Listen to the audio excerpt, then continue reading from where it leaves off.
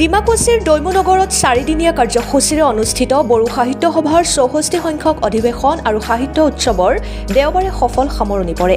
দেশ বিদেশৰ প্ৰতিনিধিৰ অংশগ্ৰহণ আৰু বিভিন্ন জাতি জনগোষ্ঠীৰ হাজাৰ হাজাৰ লোকৰ সমাৱেশেৰে সমন্বয়ৰ থলীত পৰিণত হয় দৈমুনগৰ।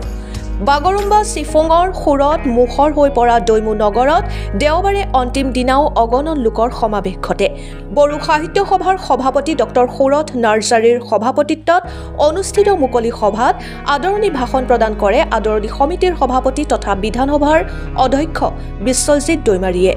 সভাত বিটিআৰ প্ৰধান প্ৰমোদ বড়ো, মন্ত্ৰী পীয়ুষ হাজৰিকা, অশোক সিংঘাল, উৰ্ষাও গৌৰা ব্ৰহ্ম, বিধায়ক গোবিন্দ বসুমতাৰীকে ধৰি ভালে সংখ্যক বিশিষ্ট ব্যক্তি উপস্থিত থাকে।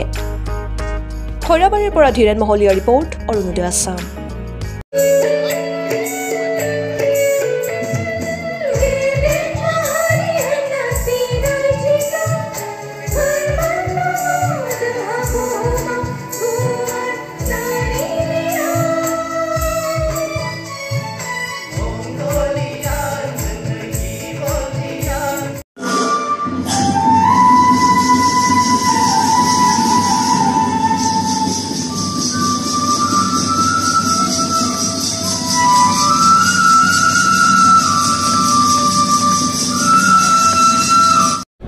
বড়ো সাহিত্য সভাৰ 64তম অধিৱেশনৰ সাধাৰণ সভাত আজি মুখ্যমন্ত্ৰী ডাঙৰীয়াৰ হৈ উপস্থিত থকাৰ সুযোগ পালোঁ।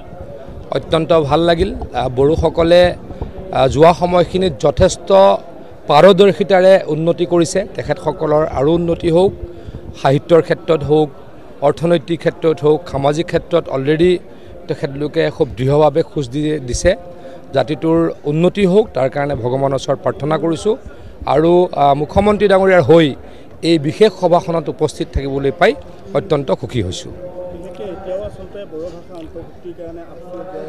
তেখেতলোকে যিকেইটা কথা কৈছে এইকেইটা কথা আমাৰ চৰকাৰে গুৰুত্ব সহকাৰে বিবেচনা কৰি আছে আৰু হিমন্ত বিশ্ব শৰ্মা ডাঙৰীয়াই বা তেখেতৰ চৰকাৰখনে বা তেখেতৰ দিনতেই বিটিআৰৰ যথেষ্টখিনি কাম হৈছে। ৰাস্তা পথৰেই হওক, বানপানী প্ৰতিৰোধৰ ক্ষেত্ৰতেই হওক বা অন্য ক্ষেত্ৰতেই হওক, বিটিআৰক অৰ্থনৈতিকভাৱে যথেষ্ট ফাণ্ড দিয়া হৈছে। এইখিনি কামো পৰৱৰ্তী সময়ত হ'ব বুলি মই আশাবাদী। 4দিনীয়া কাৰ্যসূচীৰে চলি আছে আৰু আজি শেষ কাৰ্যসূচী মুকলি সভাত আমি সকলো উপস্থিত হৈছোঁ।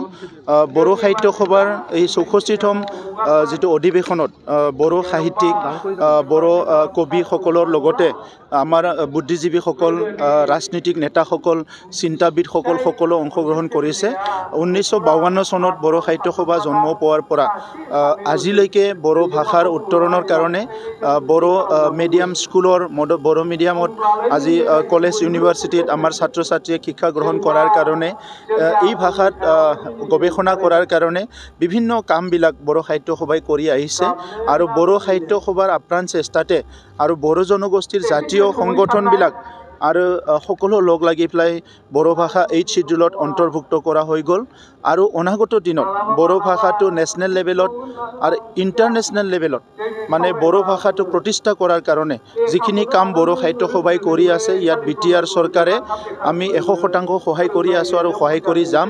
আৰু যোৱাকালি আৰু আজি মই ঘোষণা কৰিছোঁ বড়ো সাহিত্য সভাৰ বিভিন্ন পুথি প্ৰিণ্টিং কৰাৰ কাৰণে, পাব্লিকেশ্যনৰ কাৰণে, ট্ৰেন্সলেশ্যনৰ কাৰণে আৰু ডিজিটাইজেশ্যন কৰাৰ কাৰণে প্ৰত্যেক বছৰত 1 কোটি কৰি টকা দিয়া হ'ব। আৰু লগতে সতীশ চন্দ্ৰ বসুমতাৰী বড়োসকলৰ যিটো আগশাৰীৰ এজন চিন্তাবিদ সাহিত্যিক আছিলে, যিয়ে নেকি প্ৰথম ভাগতে বড়ো সাহিত্যৰ চৰ্চা আৰম্ভ কৰিছিলে, তেনেকুৱা এটা উন্নত চিন্তালৈ কাম কৰা এজন ব্যক্তি বড়োসকলৰ তাত আছিলে।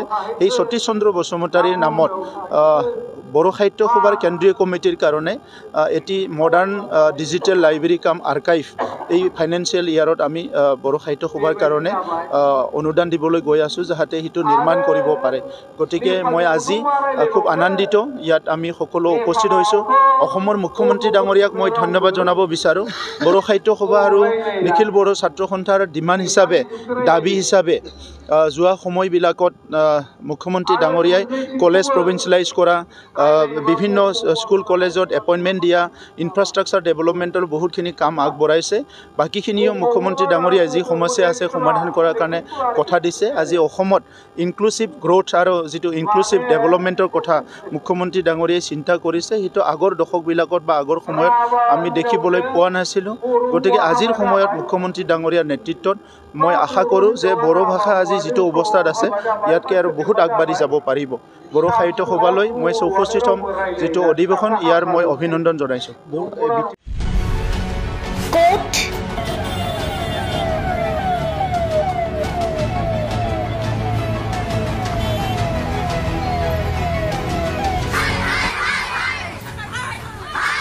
কিয় কেনেকৈ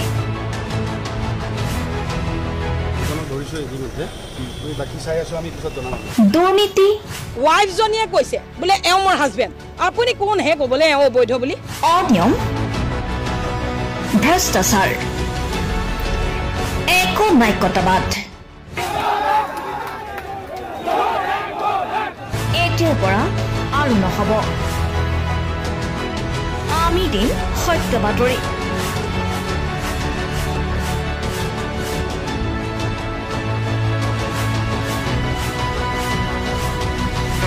নিজকে সংস্থাপিত কৰাৰ বাবে শুদ্ধ ৰূপত নিৰ্ভীক নিৰপেক্ষতাৰে আমি সাজু অসমৰ উন্নয়নমূলক যাত্ৰাই আজি এক নতুন দিগন্ত ভৰি দিছে অসমৰ ৰাইজৰ পৰা আমি সদায় আশীৰ্বাদ বিচাৰোঁ আমি এনেকৈ যাতে আমাৰ জননী জন্মভূমিক সেৱা কৰি যাব বিচাৰোঁ অৰুণোদয় অসম নিৰ্ভীক নিৰপেক্ষ